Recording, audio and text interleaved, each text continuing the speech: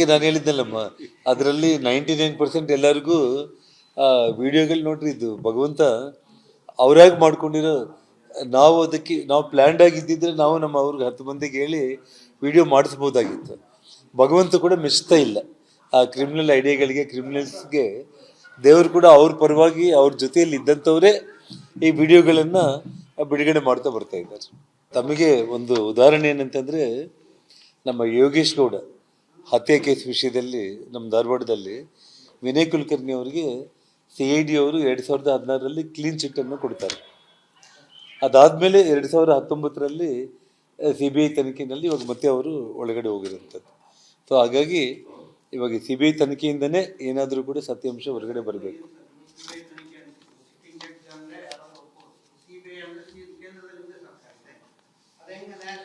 ಅದಕ್ಕೆ ನಾವು ಎರಡು ಆಪ್ಷನ್ಸ್ನ ರಾಜ್ಯ ಸರ್ಕಾರಕ್ಕೆ ನಾವು ಕೊಟ್ಟಿರೋದು. ಅಲ್ಲ, ಕರೆಕ್ಟೇ ನಾನು. ಹೌದು, ಅದಕ್ಕೋಸ್ಕರನೇ. ಆದರೂ ಕೂಡ ಅವರು ಸಿದ್ದರಾಮಯ್ಯ ಅವರೆಲ್ಲ ಪಾದಯಾತ್ರೆ ಬಂದ ಮೇಲೆ ಅವರು ಕೇಂದ್ರ ಸರ್ಕಾರದಲ್ಲಿ UPA ಇದ್ದಾಗ CBIನಲ್ಲೇ ಕೂಡ ಮಾಡಿಸಿದ್ದು, ಅದು ನಿಮಗೆಲ್ಲ ನಿಮ್ಮ ಕಣ್ಣು ಮುಂದೆನೇ ಇದೆ.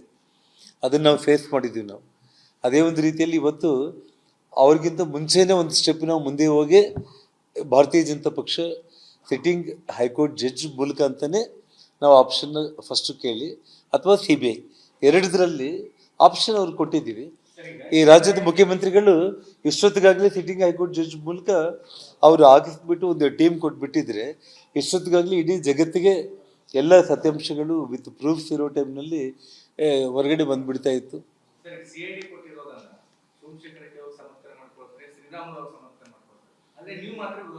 ನೋಡಿ, ಶ್ರೀರಾಮುಲು ಸೋಮಶೇಖರ್ ರೆಡ್ಡಿ ಅವರು ಸಮರ್ಥನೆ ಅಲ್ಲ ಬ್ರದರ್. ಅವ್ರ ವಿಡಿಯೋಗಳು ನಿಮ್ಮಲ್ಲೇ ಇದೆ, ನಾನು ನೋಡಿದ್ದೀನಿ. CIDಯಲ್ಲಿ ನಿಷ್ಪಕ್ಷಪಾತವಾಗಿ ತನಿಖೆ ಆಗುತ್ತೆ ಅಂದರೆ ಪರವಾಗಿಲ್ಲ, ಬಟ್ ಅದು ಆಗುವಂಥ ಅವಕಾಶಗಳು ಇಲ್ಲದೆ ಇರೋ ಕಾರಣ CBI ತನಿಖೆ ಆಗ್ಬೇಕಂತಾನೆ ಅವ್ರು ಮಾತಾಡಿರೋಂಥದ್ದು. ನೋಡಿ, ನೀವು ಇಲ್ಲೇ ನಿಮ್ಮ ಮುಂದೆ ವಿಡಿಯೋ ಇದೆ, ಬೇಕಿದ್ರೆ ನಾನೇ ಪ್ಲೇ ಮಾಡ್ತೀನಿ. ನಾನು CID ಇದೆ, ಅವ್ರು ಏನು ಇವಾಗ ಇನ್ವೆಸ್ಟಿಗೇಷನ್ ಕೊಟ್ಟಿದ್ದಾರೆ ಆ ವಿಷಯದಲ್ಲಿ ಏನೂ ಇಲ್ಲ, ಬಟ್ ಆದರೆ ಅವ್ರು ನಿಷ್ಪಕ್ಷಪಾತವಾಗಿ ತನಿಖೆ ಮಾಡ್ತಾರೆ ಅಂದರೆ ಕೂಡ ಪರವಾಗಿಲ್ಲ. ಅವ್ರು ಮಾಡಿಲ್ಲ ಅಂತಂದರೆ CBI ತನಿಖೆ ಆಗಲೇಬೇಕನ್ನೋದನ್ನ ಅವ್ರು ಹೇಳಿರೋದು.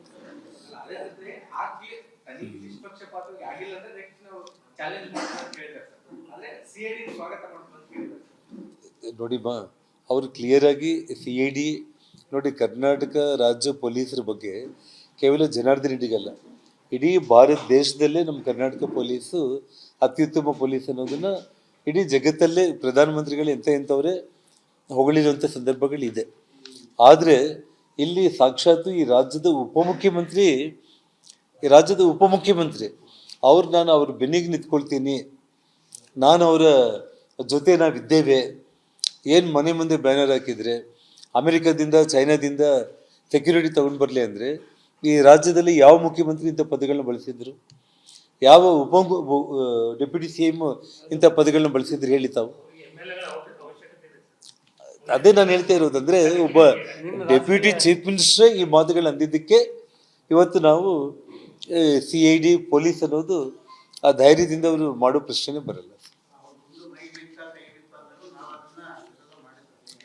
ಹೌದು, ಇಲ್ಲ ನಾನು ನೋಡಿದೆ, ನಾನು ಅವತ್ತು ಲೈವಲ್ಲಿ ನಾನು ನೋಡ್ತಾ ಇದ್ದೆ. ಫುಲ್ಲು ನೀವು ವಿರೋಧ ಮಾಡಿದ್ರು, ಭಾಳ ಪ್ರಶ್ನೆಗಳಿಗೆ ಕೇಳಿದ್ರಿ, ಎದ್ದೋಗ್ಬಿಟ್ರು. ಅಲ್ಲ, ಆ್ಯಕ್ಷನ್ ಮಾಡಿ ತೋರಿಸಿದ್ರಲ್ಲ, ಗುಂಡು ಇಲ್ಲಿ ಬಿತ್ತ ಅಂದರೆ ಇಲ್ಲಿ ಬಿದ್ದರೆ ಅವ್ರು ಹೋಗಿದ್ರೆ ನಾವು ತನಿಖೆ ಮಾಡ್ತೀವಿ ಅನ್ನೋದು ಅವ್ರ ಅರ್ಥ ಅಷ್ಟೇ. ಅದಕ್ಕೆ ನಾನು ಹೇಳಿದ್ದಲ್ಲಮ್ಮ, ಅದರಲ್ಲಿ 99% ಎಲ್ಲರಿಗೂ ವಿಡಿಯೋಗಳು ನೋಡ್ರಿ. ಇದು ಭಗವಂತ ಅವರಾಗಿ ಮಾಡ್ಕೊಂಡಿರೋ, ನಾವು ಪ್ಲ್ಯಾಂಡ್ ಆಗಿದ್ದಿದ್ರೆ ನಾವು ನಮ್ಮ ಅವ್ರಿಗೆ 10 ಮಂದಿಗೆ ಹೇಳಿ ವಿಡಿಯೋ ಮಾಡಿಸ್ಬೋದಾಗಿತ್ತು. ಭಗವಂತ ಕೂಡ ಮೆಚ್ತಾ ಇಲ್ಲ ಆ ಕ್ರಿಮಿನಲ್ ಐಡಿಯಾಗಳಿಗೆ, ಕ್ರಿಮಿನಲ್ಸ್ಗೆ.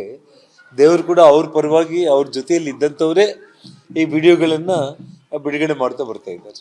ತಮಗೆ ಒಂದು ಉದಾಹರಣೆ ಏನಂತಂದರೆ, ನಮ್ಮ ಯೋಗೇಶ್ ಗೌಡ ಹತ್ಯೆ ಕೇಸ್ ವಿಷಯದಲ್ಲಿ ನಮ್ಮ ಧಾರವಾಡದಲ್ಲಿ ವಿನಯ್ ಕುಲಕರ್ಣಿ ಅವರಿಗೆ CID ಅವರು 2016ರಲ್ಲಿ ಕ್ಲೀನ್ ಚಿಟ್ಟನ್ನು ಕೊಡ್ತಾರೆ.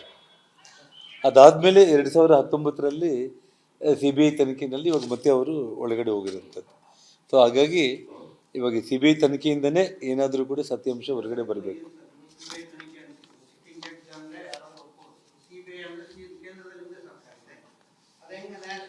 ಅದಕ್ಕೆ ನಾವು ಎರಡು ಆಪ್ಷನ್ಸ್ನ ರಾಜ್ಯ ಸರ್ಕಾರಕ್ಕೆ ನಾವು ಕೊಟ್ಟಿರೋದು. ಅಲ್ಲ ಕರೆಕ್ಟೇ ನಾನು. ಹೌದು, ಅದಕ್ಕೋಸ್ಕರನೇ ಆದರೂ ಕೂಡ ಅವರು ಸಿದ್ದರಾಮಯ್ಯ ಅವರೆಲ್ಲ ಪಾದಯಾತ್ರೆ ಬಂದ ಮೇಲೆ ಅವರು ಕೇಂದ್ರ ಸರ್ಕಾರದಲ್ಲಿ UPA ಇದ್ದಾಗ CBIನಲ್ಲೇ ಕೂಡ ಮಾಡಿಸಿದ್ದು, ಅದು ನಿಮಗೆಲ್ಲ ನಿಮ್ಮ ಕಣ್ಣು ಮುಂದೆನೇ ಇದೆ. ಅದನ್ನು ನಾವು ಫೇಸ್ ಮಾಡಿದ್ದೀವಿ ನಾವು. ಅದೇ ಒಂದು ರೀತಿಯಲ್ಲಿ ಇವತ್ತು ಅವ್ರಿಗಿಂತ ಮುಂಚೆನೇ ಒಂದು ಸ್ಟೆಪ್ ನಾವು ಮುಂದೆ ಹೋಗಿ ಭಾರತೀಯ ಜನತಾ ಪಕ್ಷ ಸಿಟ್ಟಿಂಗ್ ಹೈಕೋರ್ಟ್ ಜಡ್ಜ್ ಮೂಲಕ ಅಂತಲೇ ನಾವು ಆಪ್ಷನ್ನ ಫಸ್ಟು ಕೇಳಿ, ಅಥವಾ CBI ಎರಡರಲ್ಲಿ ಆಪ್ಷನ್ ಅವ್ರು ಕೊಟ್ಟಿದ್ದೀವಿ. ಈ ರಾಜ್ಯದ ಮುಖ್ಯಮಂತ್ರಿಗಳು ಇಷ್ಟೊತ್ತಿಗಾಗಲೇ ಸಿಟ್ಟಿಂಗ್ ಹೈಕೋರ್ಟ್ ಜಡ್ಜ್ ಮೂಲಕ ಅವರು ಆಗಿಸ್ಬಿಟ್ಟು ಒಂದು ಟೀಮ್ ಕೊಟ್ಬಿಟ್ಟಿದ್ರೆ ಇಷ್ಟೊತ್ತಿಗಾಗಲೇ ಇಡೀ ಜಗತ್ತಿಗೆ ಎಲ್ಲ ಸತ್ಯಾಂಶಗಳು ವಿತ್ ಪ್ರೂಫ್ಸ್ ಇರೋ ಟೈಮ್ನಲ್ಲಿ ಹೊರಗಡೆ ಬಂದ್ಬಿಡ್ತಾ ಇತ್ತು.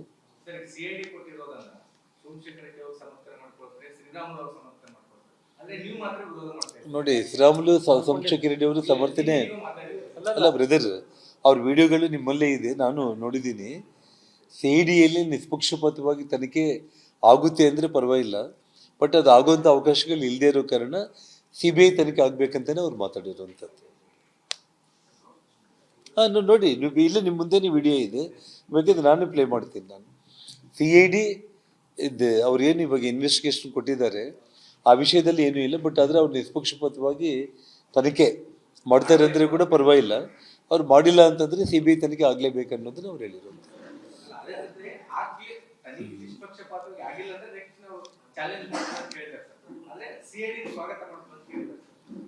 ನೋಡಿ ಅವರು ಕ್ಲಿಯರ್ ಆಗಿ CID ನೋಡಿ, ಕರ್ನಾಟಕ ರಾಜ್ಯ ಪೊಲೀಸರ ಬಗ್ಗೆ ಕೇವಲ ಜನಾರ್ದನ್ ರೆಡ್ಡಿಗಲ್ಲ, ಇಡೀ ಭಾರತ ದೇಶದಲ್ಲೇ ನಮ್ಮ ಕರ್ನಾಟಕ ಪೊಲೀಸು ಅತ್ಯುತ್ತಮ ಪೊಲೀಸ್ ಅನ್ನೋದನ್ನ ಇಡೀ ಜಗತ್ತಲ್ಲೇ ಪ್ರಧಾನಮಂತ್ರಿಗಳು ಎಂಥವರೇ ಹೊಗಳಿರುವಂಥ ಸಂದರ್ಭಗಳಿದೆ.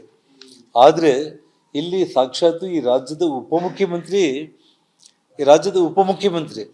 ಅವ್ರು ನಾನು ಅವ್ರ ಬೆನ್ನಿಗೆ ನಿಂತ್ಕೊಳ್ತೀನಿ, ನಾನು ಅವರ ಜೊತೆ ನಾವಿದ್ದೇವೆ, ಏನು ಮನೆ ಮುಂದೆ ಬ್ಯಾನರ್ ಹಾಕಿದರೆ ಅಮೆರಿಕದಿಂದ ಚೈನಾದಿಂದ ಸೆಕ್ಯೂರಿಟಿ ತಗೊಂಡು ಬರಲಿ ಅಂದರೆ ಈ ರಾಜ್ಯದಲ್ಲಿ ಯಾವ ಮುಖ್ಯಮಂತ್ರಿ ಇಂಥ ಪದಗಳನ್ನ ಬಳಸಿದ್ರು? ಯಾವ ಡೆಪ್ಯೂಟಿ CM ಇಂಥ ಪದಗಳನ್ನ ಬಳಸಿದ್ರು ಹೇಳಿ ತಾವು? ಅದೇ ನಾನು ಹೇಳ್ತಾ ಇರೋದಂದ್ರೆ, ಒಬ್ಬ ಡೆಪ್ಯೂಟಿ ಚೀಫ್ ಮಿನಿಸ್ಟ್ರೇ ಈ ಮಾತುಗಳು ಅಂದಿದ್ದಕ್ಕೆ ಇವತ್ತು ನಾವು CID ಪೊಲೀಸ್ ಅನ್ನೋದು ಆ ಧೈರ್ಯದಿಂದ ಅವರು ಮಾಡೋ ಪ್ರಶ್ನೆ ಬರಲ್ಲ. ಹೌದು, ಇಲ್ಲ ನಾನು ನೋಡಿದೆ, ನಾನು ಅವತ್ತು ಲೈವಲ್ಲಿ ನಾನು ನೋಡ್ತಾ ಇದ್ದೆ. ಫುಲ್ ನೀವು ವಿರೋಧ ಮಾಡಿದ್ರು, ಭಾಳ ಪ್ರಶ್ನೆಗಳು ಕೇಳಿದ್ರಿ, ಎದ್ದೋಗ್ಬಿಟ್ರು. ಅಲ್ಲ ಆ್ಯಕ್ಷನ್ ಮಾಡಿ ತೋರಿಸಿದ್ರಲ್ಲ, ಗುಂಡು ಇಲ್ಲಿ ಬಿತ್ತ ಅಂದರೆ ಇಲ್ಲಿ ಬಿದ್ದರೆ ಅವ್ರು ಹೋಗಿದ್ರೆ ನಾವು ತನಿಖೆ ಮಾಡ್ತೀವಿ ಅನ್ನೋದು ಅವ್ರ ಅರ್ಥ ಅಷ್ಟೇ.